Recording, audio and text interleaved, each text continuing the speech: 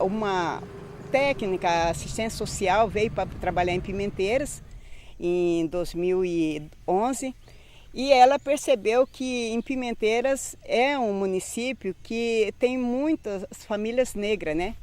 É um município constituído da maioria de pessoas negras, famílias negras. Então ela viu a necessidade assim de organizar esse grupo. E aí foi quando ela participou de uma reunião em Costamarque, né? E nesse encontro era exatamente para isso, né? Para identificar as localidades, as comunidades quilombolas que ainda que não tinha sido ainda identificada, né?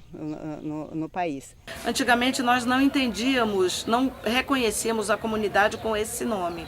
Hoje nós sabemos que a localidade onde nós ocupávamos, né, muitos negros que conviviam juntos ali, né, aquele dia a dia, aquela interação familiar ou não, hoje nós reconhecemos, assim, oficialmente, hoje tem um nome, né, nós éramos uma comunidade quilombola.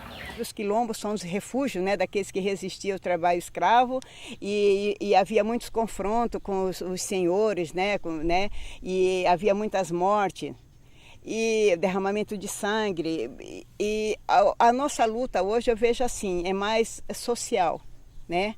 A gente consegue, né, a gente está conseguindo superar através estamos ganhando espaço através assim da participação social, fazendo parte das associações. Na época eu não tinha informações bem como montar uma associação quilombola e a gente buscou informação e conseguimos montar uma diretoria e até hoje essa diretoria representa a comunidade.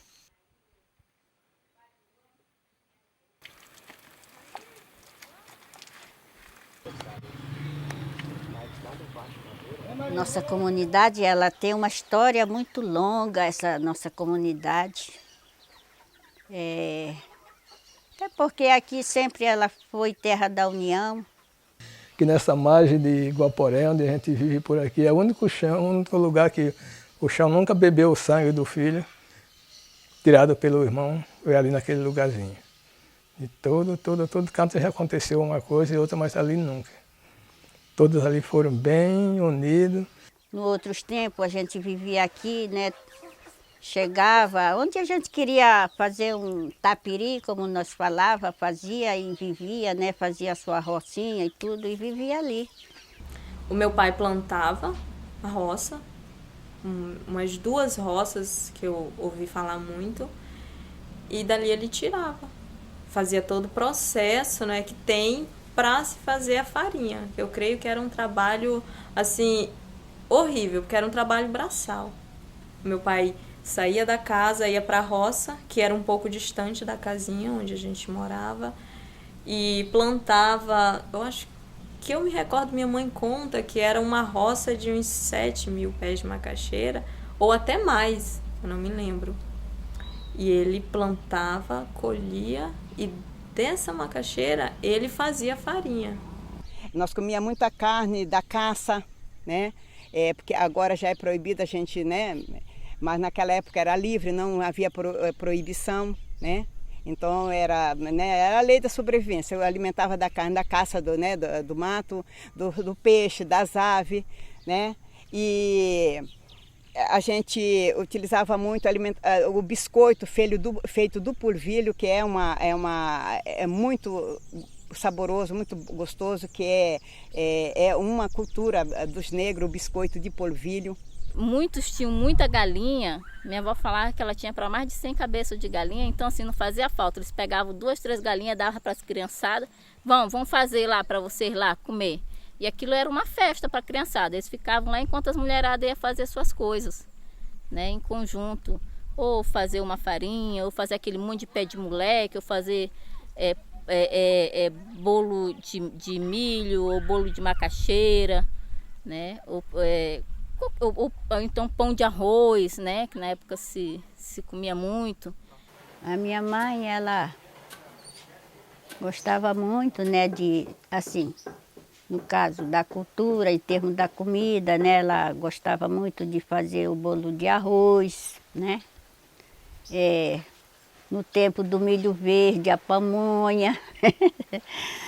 Preparar um tracajá é uma cultura, porque precisa se matar, precisa se tratar e saber temperar. E hoje em dia não é todo mundo que sabe fazer isso. A questão de bebida. Era o aluá, a xixa, tem o canjinjim, né? Que esse é mais típico lá de Vila Bela, mas agora está vindo para cá. Inclusive aqui tem algumas mulheres negras que estão começando a fazer o canjinjim, né? Na época servia a xixa e a aluá. Só que a xixa era adoçada com mel, e não tinha açúcar. Tinha, mas era só para os ricos. E era caro, não dava de comprar, né? Aí o que fazia? O pessoal do sítio fazia mel, aí já trazia aquelas latas de mel e com aquele mel adoçava-se a xixa.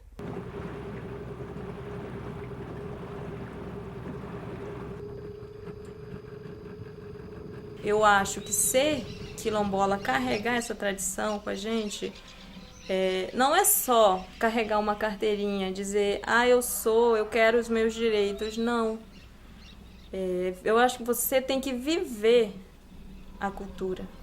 Você não pode deixar morrer. Nós estamos querendo, né, trazer nossos antepassados, né, a nossa cultura, a nossa dança, que antigamente aqui no Forte tinha a dança do boi, né? Tinha cantiga de roda, né? Tinha essa questão do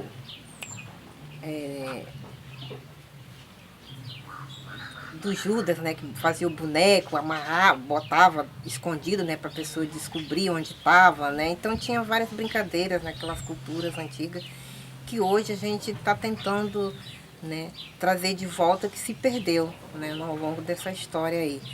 Nós precisamos resgatar essa questão das tradições, incluindo o rasqueado, né, as danças, toda aquela cultura cultuada por nós, pelos negros, né, guaporeanos, que pertencemos a uma determinada comunidade quilombola.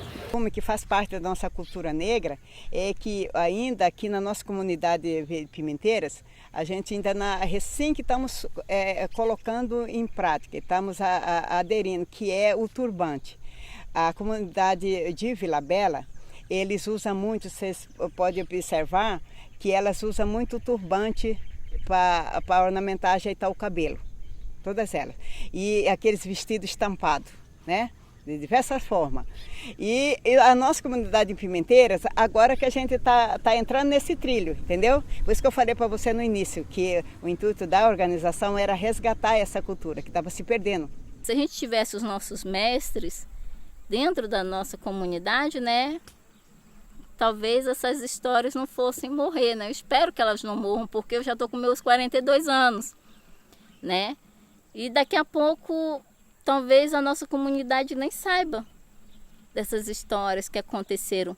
Porque quando as pessoas vêm para cá, os turistas vêm para cá, conta-se sobre alguma coisa do passado, sobre a fortaleza, conta alguma coisa sobre o Fortinho de Bragança, né?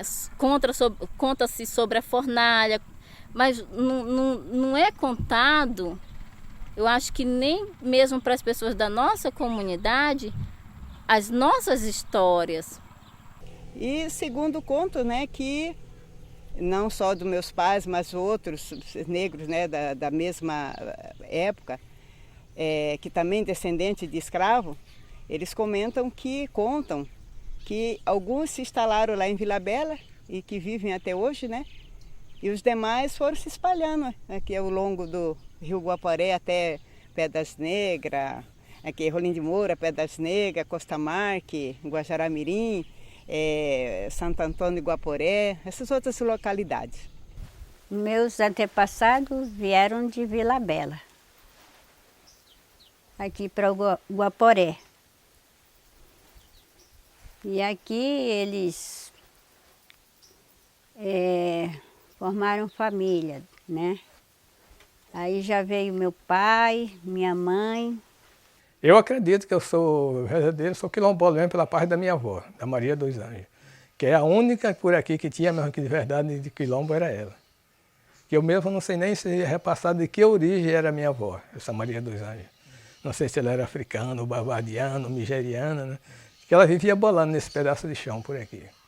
Ela viveu muito nesse pedaço. Até como refugiada ela andava escondida, porque a coisa era para sobreviver, né? Creio que os meus antepassados sofreram muito, muito mesmo. E eu quero o meu direito para mim, tanto para os meus filhos, para os meus netos que vão vir futuramente.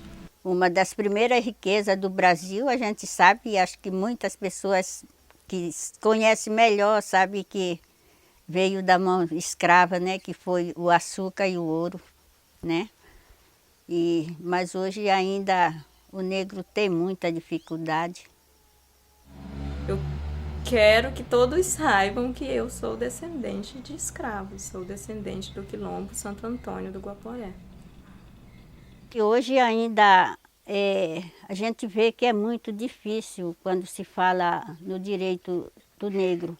Mesmo as leis aí dizendo, falando, né? Porque a gente não quer mais os nossos jovens só capinando uma roça, pescando um peixe. Não que eles não gostem, eles não sintam prazer de fazer isso, eles gostam e sentem prazer de fazer isso, mas não mais como uma profissão, porque nós queremos os nossos jovens também como advogados, como antropólogos, como engenheiros. Eu acredito muito em Deus e quando eu busco lá, quando a palavra de Deus diz que mesmo com a dificuldade não devemos desistir, então tem que lutar, né?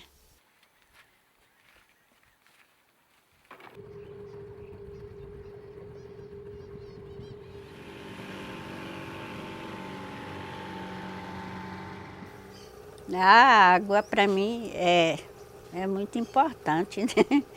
Hoje, assim, a gente vive aqui e eu sinto muita saudade, assim, de não estar, assim, lá na beira do rio todos os dias, né? Porque nos outros tempos a gente vivia, era assim, mais próximo do rio, né? Com a água, né? Era para tudo, né? Para beber, para lavar roupa, tomar banho. E hoje a gente vive mais distante do rio, mas eu gosto muito de viver assim, próximo da natureza. Por aqui não tinha nada, né, como hoje. A pessoa sai aqui, tem onde comprar, vai lá por cima, todo canto ficou muito fácil. Mas antes mesmo, não tinha nada disso não. A viagem que fazia era tudo no remo. Não tinha motor, não tinha nada para se deslocar de um canto para outro. Eu já ouvi várias histórias que na época da cheia, a necessidade assim agravava lá onde a gente morava, porque na época da chuva, quando chove muito, nada se cria, né? Era uma época ruim. Faltava alimentação muitas vezes, né? Minha mãe criou 8 filhos na beira daquele rio. Assim, muitos parto normal, em rede. Eu fico pensando nos que ela teve na beira do rio. Deve ter sido assim um parto, suponhamos que tipo de... A história que eu ouvi ela contar, tipo um animal parindo, sabe? Só por Deus agindo ali e as parteiras que antigamente moravam lá. Nossa, a relação com o rio, com a água, é aonde a gente tira o sustento da gente, né?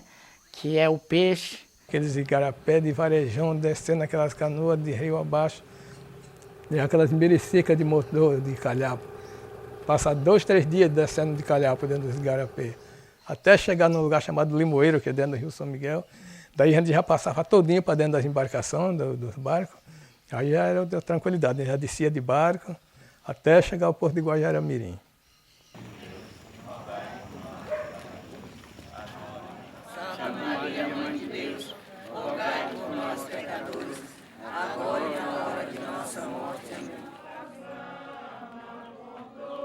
Livrai-nos, Senhor, de todo do festejo dos santos, né? Que antes chamava-se festança. Que tinha a festança de do Divino, começa com São Benedito, depois do Divino, aí vem o São Benedito, a segunda, aí a terceira São Benedito, no outro dia São Benedito de novo. Aí no quinto dia Nossa Senhora do Rosário, aí juntava cada dia um santo, era uma semana de festa. Aqui nós temos um festejo muito que é grande no Vale do Guaporé, que é conhecido no Brasil inteiro, que é a festa do Divino Espírito Santo, que foi trazido através dos negros para o Vale do Guaporé. Já é uma festa de muitos anos, né? Mais do que o centenário. Todo ano faz esse percurso no Rio de 40 dias, visitando todas as comunidades, que desce agora mesmo já desloca já faz o período de Pimenteiras. Tem anos que vai até Guajará, né? Mas não é seguido não. Agora nesse período de Pimenteira à Surpresa, todos os anos eles fazem esse rodízio.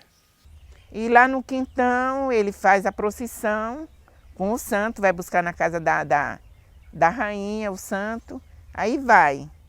Leva, quando chega lá, faz a missa, né? O padre vai, faz a missa e depois da missa vem a festa. Aí a festa dança a noite toda. Eu mesma tenho parentes, primos em Porto Velho, que eles vêm para Guajará para cultuar e celebrar junto conosco esses momentos de interação, de comemoração, tanto festiva quanto religiosa. Na nossa comunidade, Costa Marques, toda essa área aqui subindo, né? As pessoas têm muita fé, né? Muitas pessoas falam suas histórias, outros dizem a fé que alcançou, né? As graças que alcançou, são histórias bonitas. Cada família tinha a sua devoção. Por exemplo, a minha avó, ela tinha devoção com Santa Rosa. Santa Rosa que hoje não é mais, festejado dia 30 de agosto, né? Então ela festejava. Tem cantos antigos de reza lá da comunidade que faziam. Minha mãe sempre conta, faziam na capela lá em Santo Antônio, na igrejinha. E são cânticos de reza antiga, né? De santos que se comemoravam. Eu não sei. A minha mãe sabe de todos, mas ela tem que deixar escrito, de fazer um livro dos cânticos antigos para deixar para as filhas deixarem para as netas e assim indo. Falando de tradições, de culturas e tradições religiosas, entre elas está o rasqueado, né? A dança cultuada pelos negros, que é o rasqueado, né? O rasqueado é o forte dos negros do Vale do Guaporé.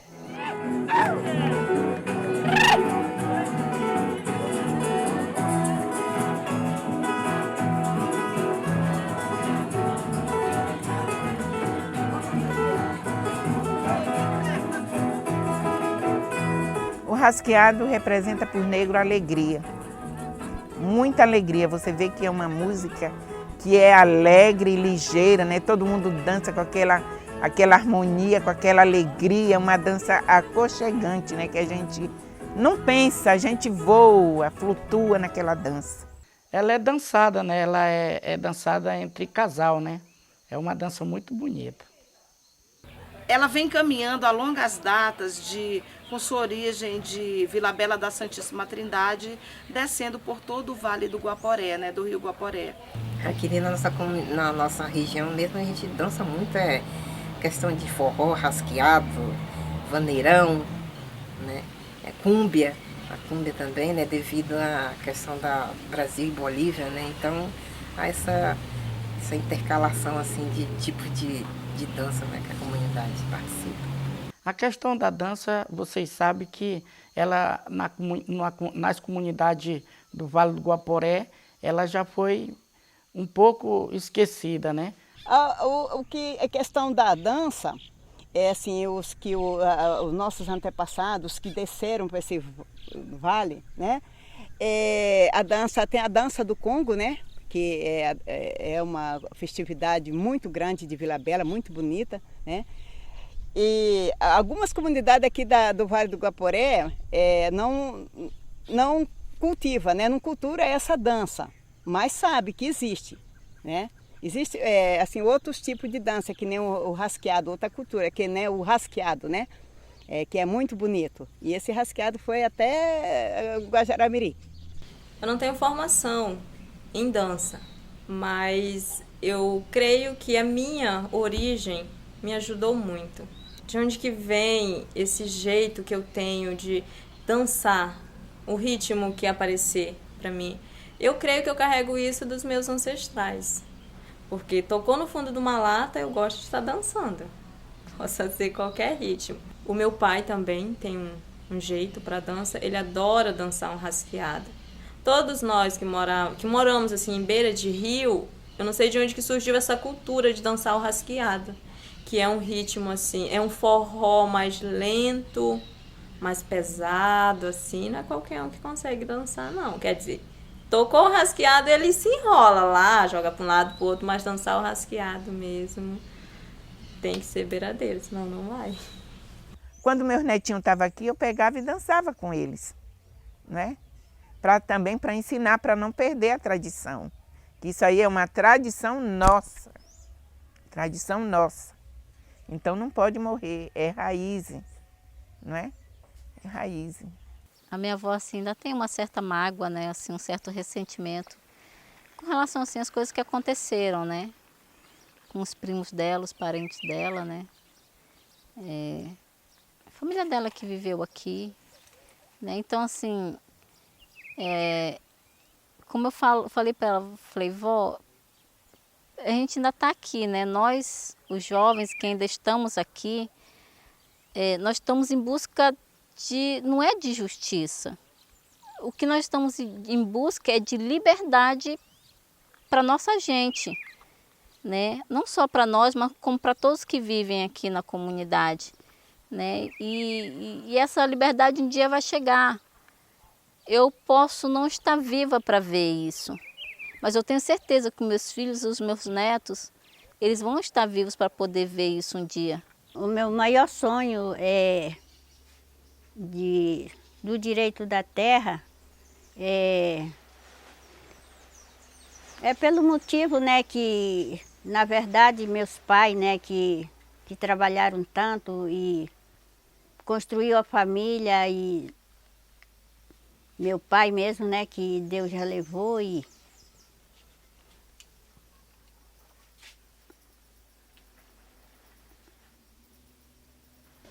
aí eu me emociono porque assim, sabe? Porque assim, pelo que o meu pai passou.